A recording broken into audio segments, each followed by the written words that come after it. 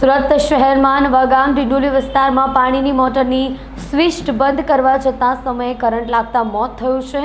સમગ્ર મામલો labour supervisor દબાવી રહ્યા હોવાની ચર્ચા થઈ રહી છે।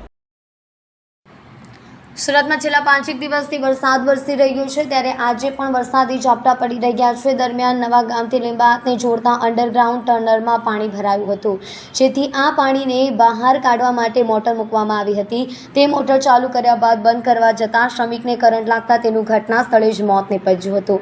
નવાગામ ડિંડોલી વિસ્તારમાં નવાગામથી લીંબાયતને જોડતા અંડરગ્રાઉન્ડ ટનલમાં કરંટ લાગતા શ્રમિકનું મોત નીપજ્યું હતું। પાણીની મોટર બંધ કરવા જતાં કરંટ લાગ્યો હતો। કરંટ એટલો પ્રચંડ હતો કે ત્યાં જ ફળિયા ખાઈને શ્રમિક જમીન પર પટકાઈ ગયો હતો અને વરસાદ ચાલુ હોવાથી કરંટ શ્રમિકના શરીરમાં જ રહ્યો હતો, જેથી તેનું ઘટના સ્થળે જ મોત નીપજ્યું હતું।